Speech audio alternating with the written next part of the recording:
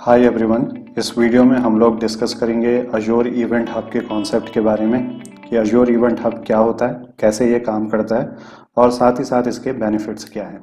अगर आप इस पूरे कोर्स को एक्सेस करना चाहते हैं तो आप इसे परचेज कर सकते हैं मेरी वेबसाइट techlearning.spy.com से।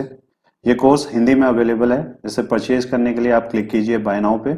अगर आप इस कोर्स के पूरे कंटेंट से देखना चाहते हैं तो प्रीव्यू पे क्लिक कर लीजिए एंड लेफ्ट हैंड साइड में इस कोर्स के पूरे कंटेंट लिस्टेड हैं। वेबसाइट की डिटेल डिस्क्रिप्शन में मेंशन्ड है। इसके अलावा डिफरेंट पैकेजेस भी अवेलेबल हैं जहां से आप डिस्काउंट पे कोर्सेज को परचेज कर सकते हैं। लेट्स से आपके पास यहाँ पे दो एप्लीकेशन है, पहला है ऐप 1 और दूसरा है ऐप 2।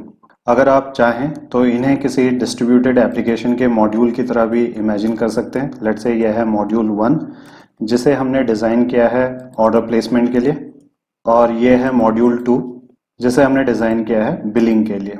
फॉर एग्जांपल, कोई कस्टमर आपके एप्लीकेशन के थ्रू यहाँ पे ऑर्डर को प्लेस करता है, तो जैसे ही कस्टमर यहाँ पे ऑर्डर को प्लेस करेगा तो एक इवेंट यहाँ पे जनरेट होगा और इस इवेंट के बेसिस पे आपके मॉड्यूल 2 पे बिलिंग का जो प्रोसेस है वो यहाँ पे इनिशिएट होगा। लेट्स से मल्टीपल कस्टमर आपके एप्लीकेशन की मदद से यहाँ पे ऑर्डर को प्लेस कर रहे हैं, और जैसे ही कस्टमर यहाँ पे ऑर्डर को प्लेस करता है तो मल्टीपल इवेंट्स यहाँ पे जनरेट हो रहे हैं, और इन्हीं इवेंट्स के रिस्पॉन्स में आपका जो मॉड्यूल 2 है वो बिलिंग के प्रोसेस को यहाँ पे इनिशिएट करता है।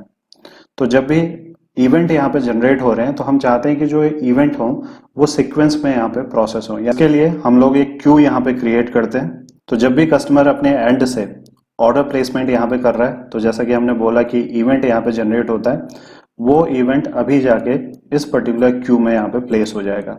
अगर कोई कस्टमर दूसरा ऑर्डर यहाँ पे प्लेस कर रहा है तो उसका इवेंट इस क्यू के सीक्वेंस में आके प्लेस हो जाता है, और जैसे जैसे हमारे ऑर्डर बढ़ते जाएंगे वो सारे के सारे इवेंट जाके इस पर्टिकुलर क्यू के अंदर जाके प्लेस हो जाते हैं। एप्लीकेशन 2 इन इवेंट्स को इन क्यू से रीड करके यहाँ पे प्रोसेस करता है और ऑटोमेटिकली यहाँ पे जो बिलिंग का प्रोसेस है वो इनिशिएट हो जाता है। तो ये तो एक ट्रेडिशनल आर्किटेक्चर है जिसकी मदद से हम अपने इवेंट्स को क्यू की मदद से यहाँ पे मैनेज कर रहे हैं। इस आर्किटेक्चर की मदद से जब भी हम अपने एप्लीकेशन को यहाँ पे डिजाइन कर रहे हैं तो दो चैलेंजेस बेसिकली यहाँ पे आते हैं। तो जैसा कि हम लोगों ने इस डायग्राम की मदद से यहाँ पे समझा कि जो एप्लीकेशन 1 है वो यहाँ पे इवेंट को जनरेट कर रहा है, तो इसे हम बोल सकते हैं प्रोड्यूसर, और जो दूसरा एप्लीकेशन या मॉड्यूल है वो इन इवेंट्स को यहाँ पे रिसीव कर रहा है, तो इसे हम बोल सकते हैं रिसीवर।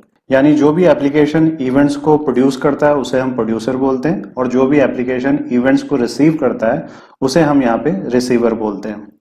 तो जब भी प्रोड्यूसर या रिसीवर इवेंट को प्रोड्यूस या रिसीव कर रहे हैं तो हो सकता है कि जो इनकी वेलोसिटी एंड वॉल्यूम है वो यहाँ पे डिफरेंट हो सकता है कि जो एप्लीकेशन 1 है उसके इवेंट को जनरेट करने की जो स्पीड है वो काफी ज्यादा है, यानी बहुत सारे ऑर्डर आपके एप्लीकेशन पे प्लेस हुए और बैक टू बैक यहाँ पे इवेंट जनरेट हो रहे हैं। लेकिन अगर हम बात करें रिसीवर एंड पे तो ये हो सकता है कि जो एप्लीकेशन यहाँ पे है उसकी इवेंट्स को प्रोसेस करने की जो वेलोसिटी है या फिर वॉल्यूम जो वो यहाँ पे प्रोसेस कर रहा है वो यहाँ पे डिफरेंट हो, यानी दोनों के बीच में एक तरीके का मिसमैच है। तो हमें एक ऐसे सोल्यूशन की यहाँ पे जरूरत है जो यहाँ पे एक बैलेंस मैनेज कर सके, यानी हमें बफरिंग की कैपेसिटी यहाँ पे प्रोवाइड कर सके कि जैसे जैसे इवेंट यहाँ पे आते जाते हैं आपके क्यू पे प्लेस होते जाते हैं, साथ ही साथ वो यहाँ पे बफर भी होते रहे ताकि रिसीवर उसे अपनी स्पीड से यहाँ पे प्रोसेस कर सके। दूसरा जो लिमिटेशन इस आर्किटेक्चर में है वो ये है कि हो सकता है कि आपके पास मल्टीपल रिसीवर यहाँ पे कॉन्फ़िगर्ड हो। तो जब भी हम कह रहे हैं कि मल्टीपल रिसीवर तो इसका मतलब ये है कि मल्टीपल एप्लीकेशन इस पर्टिकुलर क्यू से इवेंट्स को यहाँ पे रिसीव कर रहे हैं फॉर डिफरेंट पर्पस। तो जो भी आपने ऑब्जेक्टिव यहाँ पे लिया है उसके बेसिस पे आपने इन एप्लीकेशन को डिजाइन किया होगा, और उसकी रिक्वायरमेंट के लिए ये इन इवेंट्स पे डिपेंड है और अपनी अपनी रिक्वायरमेंट के बेसिस पे इन इवेंट को यहाँ से पिक करते हैं। तो यहाँ पे एक सिंगल क्यू है और सिंगल क्यू से ही सारे के सारे जो कंज्यूमर हैं या फिर रिसीवर हैं वो इन इवेंट्स को इस पर्टिकुलर क्यू से यहाँ पे रिसीव कर रहे हैं। इन शॉर्ट यहाँ पे केवल एक सिंगल क्यू अवेलेबल है और इसी सिंगल क्यू की मदद से सारे के सारे इवेंट यहाँ पे प्रोसेस हो रहे हैं। इस पूरे के पूरे कॉन्सेप्ट को हम एक रोड की मदद से भी समझ सकते हैं। लेट्स से एक रोड है जहाँ पे केवल एक सिंगल लेन है, और जब भी ट्रैफिक किसी सिंगल लेन के थ्रू होके गुजरता है तो वहां पे जो ट्रांसफर रेट होता है वो कंपेरेटिवली स्लो हो जाता है। इन दोनों लिमिटेशन के अलावा एक और लिमिटेशन यहाँ पे है कि जब भी कोई रिसीवर इन इवेंट्स को इस क्यू से यहाँ पे रीड कर रहा है तो ये जो इवेंट है यहाँ से रिमूव हो जाते हैं। इन केस अगर इन इवेंट्स को दोबारा रीड करने की जरूरत पड़ती है टू कैप्चर हिस्टोरिकल डेटा तो वो यहाँ पे पॉसिबल नहीं हो पाता है।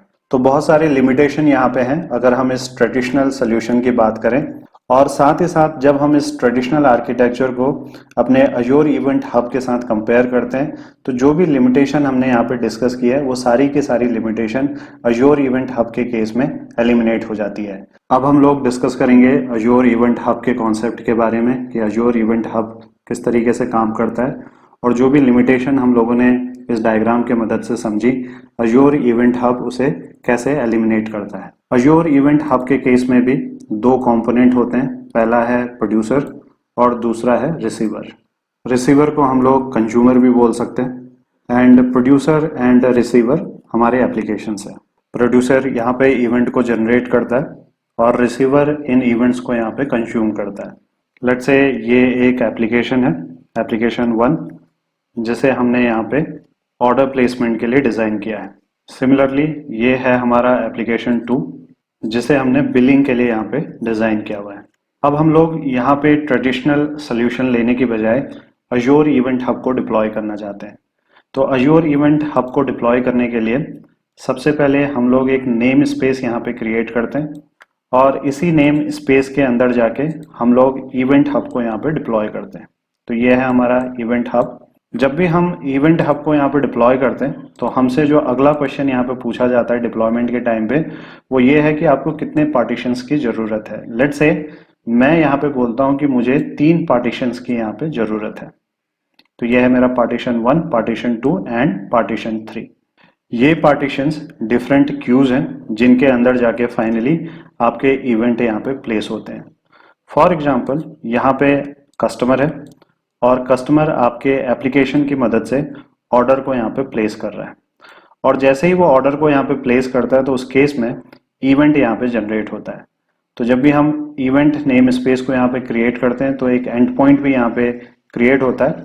इस एंड पॉइंट को ले जाके हम अपने एप्लीकेशन के साथ यहाँ पे बाइंड कर देते हैं ताकि हमारे एप्लीकेशन को ये पता रहे कि जो इवेंट है उन्हें हमें कहाँ पे सेंड करना है। तो जैसे ही आपने ऑर्डर को यहाँ पे प्लेस किया तो एक इवेंट यहाँ पे जनरेट हुआ और ये इवेंट जाके इस पार्टीशन के अंदर यहाँ पे क्यू में जाके प्लेस हो जाता है। फॉर एग्जाम्पल मल्टीपल कस्टमर्स यहाँ पे ऑर्डर्स को प्लेस कर रहे हैं तो यहाँ पे इस केस में मल्टीपल इवेंट्स यहाँ पे जनरेट होंगे। तो ये सारे के सारे इवेंट इन पार्टीशंस पे जाके लोड बैलेंस हो जाते हैं।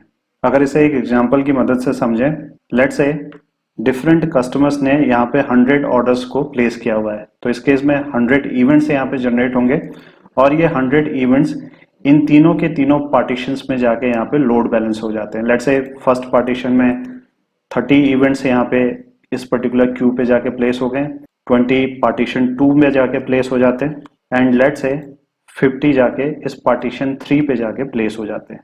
तो जैसा कि आपने देखा जब भी मैंने इन 100 इवेंट्स को इन डिफरेंट पार्टीशंस में डिवाइड किया है तो ये नंबर यहाँ पे इक्वल नहीं है। सिमिलरली जब भी इवेंट यहाँ पे जनरेट हो रहे हैं तो वो इवेंट जरूरी नहीं है कि इन सारे के सारे पार्टीशन पे जाके इक्वली लोड बैलेंस यहाँ पे हो सकता है कुछ पार्टीशंस में ज्यादा इवेंट्स जाके क्यू में प्लेस हो जाए और कुछ पार्टीशंस में कम इवेंट्स इन क्यू में जाके प्लेस हो। तो जो पहला लिमिटेशन था अगर हम इसे ट्रेडिशनल आर्किटेक्चर के साथ कंपेयर करें तो इस केस में हमारे पास 3 क्यू अवेलेबल हैं। अगर हम चाहें तो मल्टीपल क्यूज यहाँ पे और भी क्रिएट कर सकते हैं, लेकिन ट्रेडिशनल आर्किटेक्चर के केस में हमारे पास केवल एक सिंगल क्यू अवेलेबल थी और जो रिसीवर हैं इन पार्टीशंस से इन इवेंट्स को यहाँ पे रिसीव करते हैं।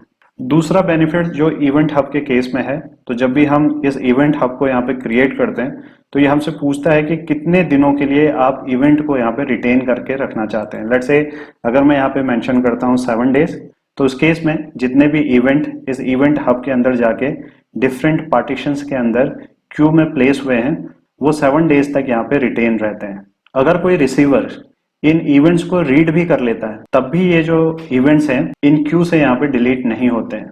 ये 7 डेज के बाद ही ऑटोमेटिकली यहाँ से डिलीट होंगे। हम मैनुअली जाके भी इन इवेंट्स को इन क्यू से यहाँ पे डिलीट नहीं कर सकते। लेट्स से अगर आप चाहते हैं कि आप इन इवेंट्स को लॉन्गर पीरियड के लिए यहाँ पे स्टोर करके रख सकें, तो इस केस में हम लोग एक स्टोरेज अकाउंट को इस पर्टिकुलर इवेंट हब के साथ यहाँ पे मैप कर सकते हैं। तो जो भी आपके इवेंट है वो जाके इस स्टोरेज अकाउंट के अंदर स्टोर हो जाएंगे, यानी 7 डेज के बाद भी जो आपके इवेंट है वो यहाँ पे डिलीट नहीं हो रहे हैं।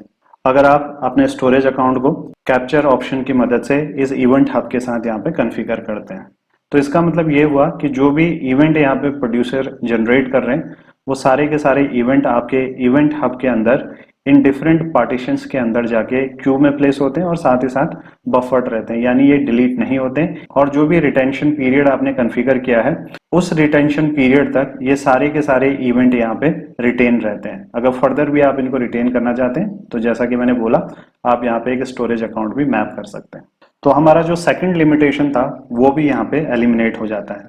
इसके अलावा आप इवेंट हब के साथ इस पूरे के पूरे आर्किटेक्चर को बहुत इजीली यहाँ पे स्केल कर सकते हैं। लेट्स से आपके पास यहाँ पे मल्टीपल प्रोड्यूसर हैं, तो इजीली इन प्रोड्यूसर्स को आप इस इवेंट हब के साथ इंटीग्रेट कर सकते हैं। सिमिलरली लेट्स से अगर आपके पास मल्टीपल रिसीवर हैं तो इन मल्टीपल रिसीवर्स को आप इन इवेंट हब के साथ इजीली यहाँ पे बाइंड कर सकते हैं, जिसकी मदद से ये पूरा का पूरा सोल्यूशन बहुत ही स्केलेबल हो जाता है।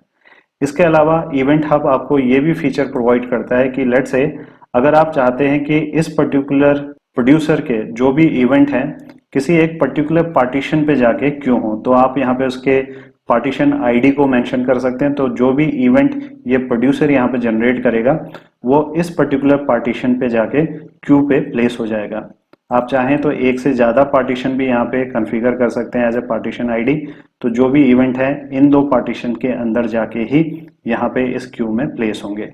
सिमिलरली अगर हम रिसीवर की बात करें तो सिमिलर वे में अगर आप चाहें तो किसी पर्टिकुलर क्यू से ही यानी किसी पर्टिकुलर पार्टीशन से ही इवेंट को यहाँ पे रिसीव कर सकते हैं। लेट्स से ये आपका पहला रिसीवर है, ये केवल पार्टीशन 1 से इवेंट को रिसीव कर रहा है। सिमिलरली लेट्स से आपके पास रिसीवर 2 भी है, तो आप चाहें तो इसे कॉन्फ़िगर कर सकते हैं कि ये रिसीवर 2 केवल इन दो पार्टीशन से ही इवेंट को यहाँ पे रिसीव करे।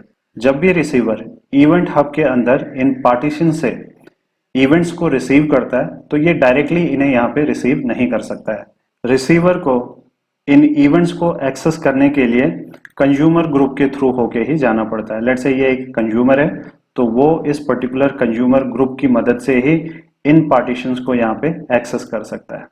तो जब भी हम इवेंट हब को यहाँ पे क्रिएट करते हैं तो एक डिफॉल्ट कंज्यूमर ग्रुप यहाँ पे क्रिएट होता है, लेकिन अगर आप चाहें तो आप खुद से भी यहाँ पे कंज्यूमर ग्रुप क्रिएट कर सकते हैं।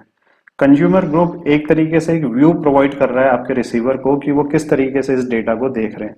हो सकता है कि कोई कंज्यूमर केवल एक ही टाइम इन इवेंट्स को यहाँ पे एक्सेस करना चाहता हो, लेकिन ये भी हो सकता है कि कोई कस्टमर बार बार सेम इवेंट्स को यहाँ पे एक्सेस करना चाहते हो ताकि वो हिस्टोरिकल डेटा को भी कैप्चर कर सके। तो कंज्यूमर ग्रुप की मदद से हम इसे यहाँ पे कंट्रोल कर सकते हैं। इन शॉर्ट अगर कंज्यूमर ग्रुप को यहाँ पे समझना है तो कंज्यूमर ग्रुप की मदद से ही रिसीवर इवेंट हब के अंदर जो पार्टीशन आपने क्रिएट किए हैं इन पार्टीशन से इवेंट्स को यहाँ पे रिसीव करता है। रिसीवर कभी भी इन पार्टीशंस के अंदर से इवेंट को डायरेक्टली एक्सेस नहीं कर सकता। जैसा कि मैंने यहाँ पे हाईलाइट किया था कि अगर आप चाहें तो किसी पर्टिकुलर पार्टीशन के अंदर भी जाके अपने इवेंट को यहाँ पे प्लेस कर सकते हैं। उस केस में आपको उस पर्टिकुलर पार्टीशन के पार्टीशन आईडी को यहाँ पे मेंशन करना होता है। लेट्स से अगर आप किसी भी पार्टीशन आईडी को यहाँ पे मेंशन नहीं कर रहे हैं और आपके पास फॉर एग्जांपल 3 पार्टीशन यहाँ पे हैं, तो राउंड रॉबिन फैशन में ये जो इवेंट्स हैं इन डिफरेंट पार्टीशंस के अंदर क्यूब में प्लेस हो जाते हैं। तो ये था कॉन्सेप्ट अज्योर इवेंट हब का।